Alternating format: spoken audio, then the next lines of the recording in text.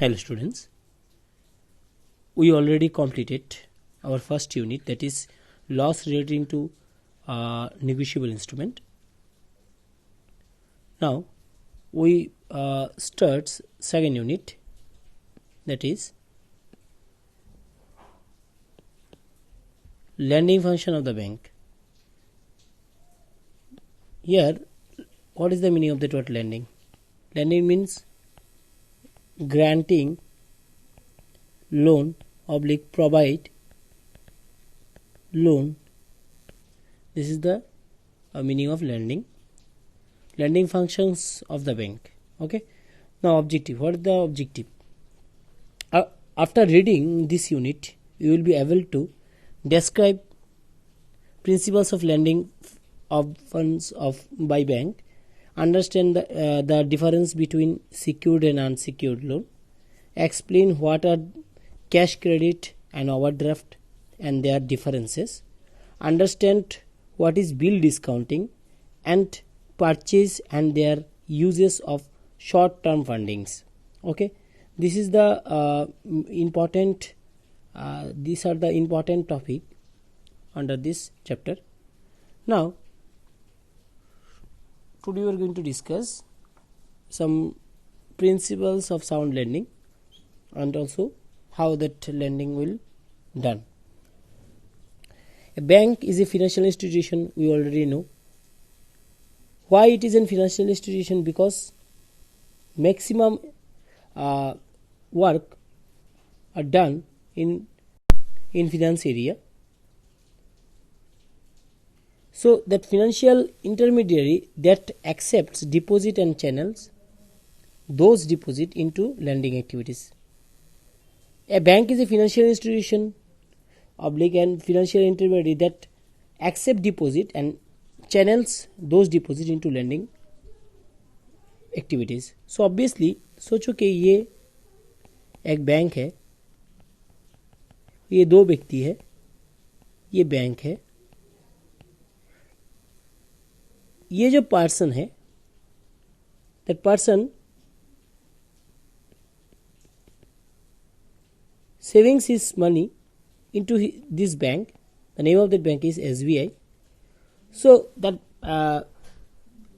that person, for example, 10,000 rupees is there. He deposit the 10,000 rupees in his account, that is SBI account, and SBI, another person is there, Mr. B. That person is to take loan from SBI, for example.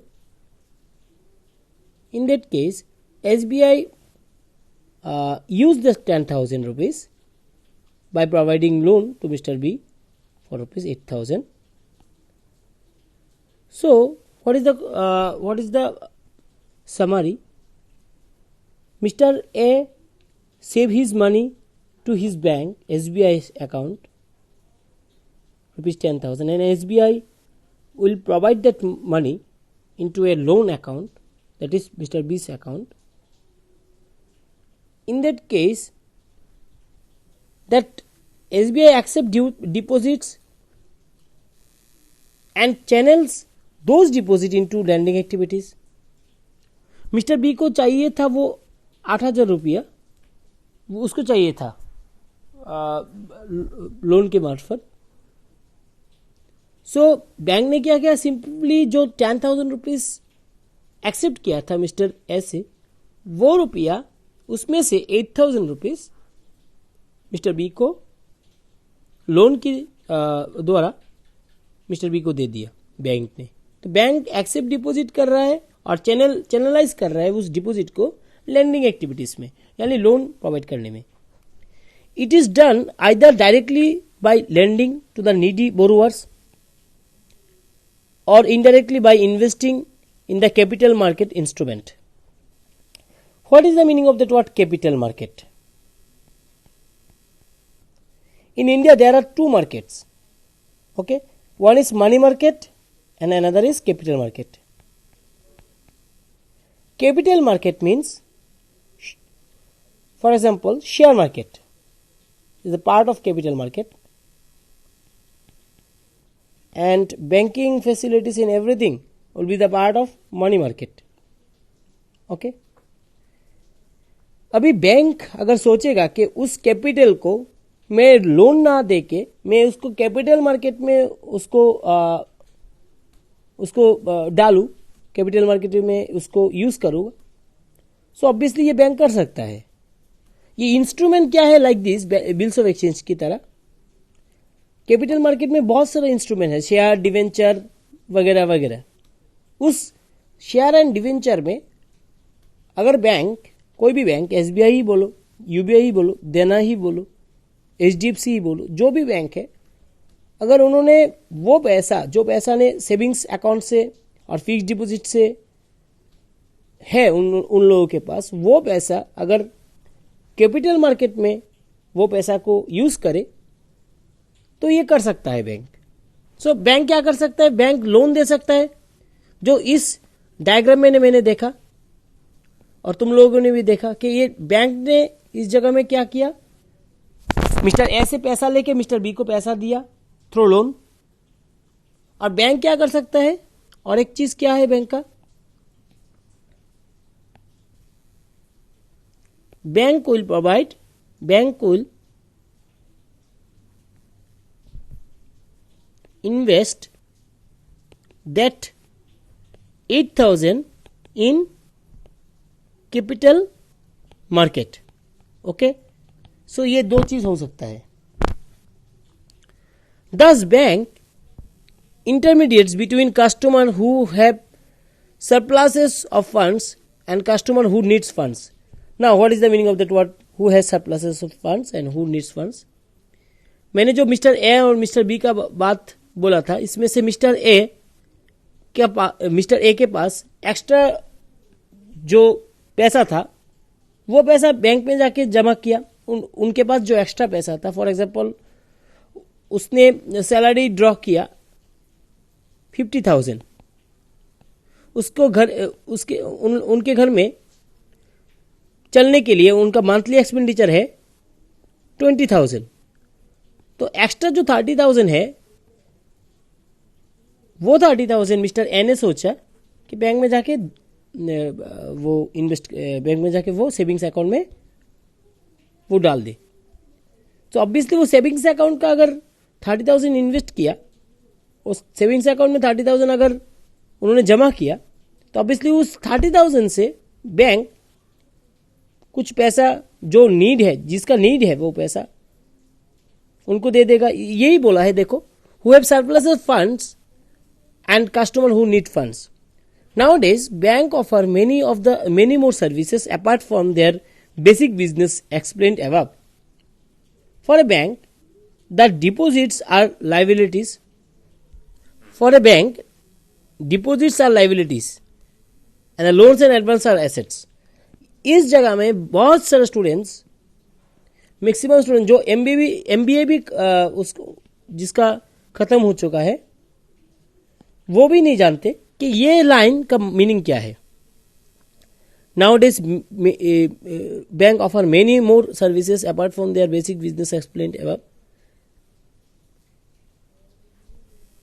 For bank, deposits are liabilities and loans and advances are assets. देखो, liabilities क्या है और asset क्या है, ये तुम लोग जानते हो कि क्लास बेसिक क्लास से ही तुम लोग को ये मालूम है. लाइबिलिटीज यानी जो तुम्हारा नहीं है, तुम किसी से ले रहे हो, वो है तुम्हारा लाइबिलिटीज. जो तुम्हारा नहीं है, तुम्हारा खुद का नहीं है. फॉर एग्जाम्पल, मैंने लोन लिया है बैंक से, ये लोन मेरा लाइबिलिटीज है. और एसेट क्या है? ऐसी नहीं जो तुम्हारा खुद का है. फॉर एग्जाम्पल, जिस मोबाइल से तुम अभी ये वीडियो देख रहे हो, वो मोबाइल तुम्हारे लिए एसेट है. हालांकि ये तुम्हारा पापा ने तुम्हें खरीद के दिया है, पापा और मम्मी जो भी है खरीद के दिया है. अगर तुम्हारा खुद का वैसे से तुमने खरीदता, ये खरीद के तुमने ये वीडियो देख रहे हो, तो ये चीज तुम्हारे लिए एसेट है. यानी जो चीज मेरे पॉकेट से पैसा जाने के बाद जो चीज मेरे घर में आएगा वो मेरा एसेट है. सो बैंक के लिए देखो, बैंक के पास मिस्टर ए और मिस्टर बी, इन दोनों में से एक ने पैसा दिया और एक ने लोन लिया।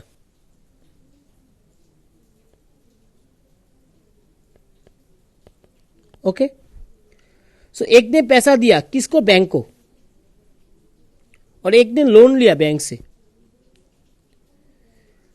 सो मिस्टर ए जो पैसा बैंक को दिया, ऑब्वियसली किसी दिन अगर मिस्टर बैंक को बोलेगा कि मुझे मेरा पैसा वापस दे दो, तो ऑब्वियसली बैंक उसको देगा ही देगा।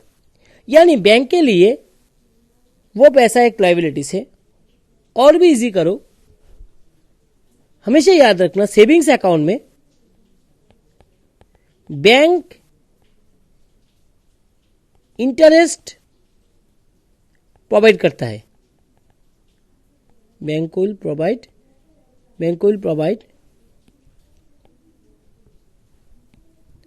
in savings, bank will provide interest. Okay, savings account में bank will provide interest to Mr. A, for example इस एग्जाम्पल में मिस्टर ए। सो बैंक के लिए ये एक हेडेक की तरह है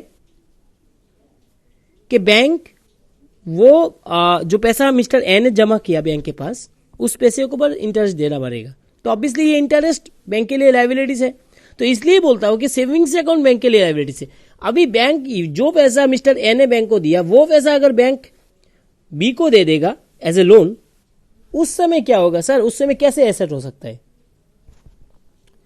उस समय देखो, अगर लोन प्रोवाइड करता है बैंक, लोन अकाउंट में मिस्टर बी का याद रखना, Mister B will provide interest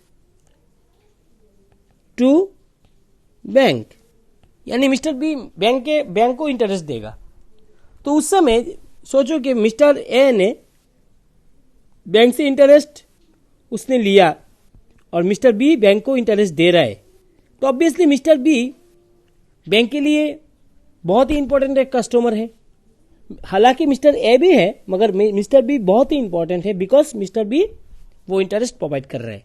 अभी सोचो, अभी देखो ये चीज for bank point of view, deposits are liabilities. Deposit जो दिया मिस्टर ए ने वो लायबिलिटीज है, बिकॉज इंटरेस्ट उसके ऊपर लागू होगा, बैंक वो इंटरेस्ट देगा मिस्टर ए को। और loans and advance is are asset, because उस लोन्स एंड एडवांस से जो इंटरेस्ट मिलेगा बैंक को, वो इंटरेस्ट ऑब्वियसली बैंक जो इंटरेस्ट मिस्टर ए को देगा उससे ज्यादा होगा। लोन का इंटरेस्ट बहुत ही ज्यादा होता है, हम लोग जानते हैं 9%, 11% ऐसा होता है। और सेविंग्स अकाउंट में बैंक जो इंटरेस्ट ग्राहक को देता है वो 4%/5% ऐसा होता है। तो ऑब्वियसली 8,000 रुपीज ये दो पार्ट में डिवाइड करूंगा। एक है सेविंग्स अकाउंट में एक ने डाला और एक ने लोन लिया, ओके। तो उस समय क्या होगा सर? उस समय याद रखो, फॉर एग्जाम्पल ये 8,000 रुपीज है, सोचो कि सेविंग्स अकाउंट में ईयरली उसको 4% मिलेगा, यानी ईयरली उसको 320 रुपीज मिलेगा। Bank will provide that 320 to Mister A, okay. अभी मिस्टर बी के पास में जाता हूं। मिस्टर बी उस बैंक को 8% इंटरेस्ट के ऊपर, 8% नहीं, सोचो कि ये 10% हो गया, अभी 11% के ऊपर है, 10% इंटरेस्ट के ऊपर बैंक को देगा, इंटरेस्ट देगा बैंक को, ठीक है। तो ऑब्वियसली इस जगह में क्या हो रहा है? बैंक इंटरेस्ट दे रहा है, इस जगह में बैंक इंटरेस्ट ले रहा है मिस्टर बी से। कितना ले रहा है? 10% यानी कितना? 800। तो ऑब्वियसली ये जो गैप है, ये जो गैप देख रहे हो 320 minus 800, 800 minus 320, 0, 8, 480. That 480 rupees is excess income by bank. Bank का एक्सेस इनकम हुआ है। ये चीज याद रखो, ये चीज इसलिए ही बोलता है कि बैंक जब भी लोन प्रोवाइड करेगा वो बैंक के लिए एक एसेट है। इसलिए बोलता है। ये बहुत इम्पॉर्टेंट एक बात है जो एमबीए का स्टूडेंट्स भी मैक्सिमम उसको समझ नहीं पाते हैं। Bank provide both funds and non fund based loan facilities. Okay, funds and non-fund based loan facilities. Fund based facilities are those facilities where a bank release money fund to the borrower. Funds to the borrower ये fund based facility में होता है। fund those facilities where a bank release money funds to the borrower. Non-fund based facilities are those facilities where bank does not release money but gives a guarantee or makes a promise और undertaking letter of credit on behalf of customers applicants in favour of beneficiary. ये बात को मैं बाद में समझा के दूंगा इस चैप्टर में ही। मैं जब आई थिंक 3-4 वीडियो के बाद 3-4 क्लास के बाद तुम लोग को ये समझ में आएगा। अभी थोड़ा सा तुम लोगों को प्रॉब्लम फेस करना पड़ेगा इसको समझने में। ओके, नेक्स्ट दिन में हम लोग प्रिंसिपल्स ऑफ साउंड लैंडिंग के बारे में बोलेंगे। ओके, सो आज का क्लास इस जगह में ही खत्म होता है। Okay, bye.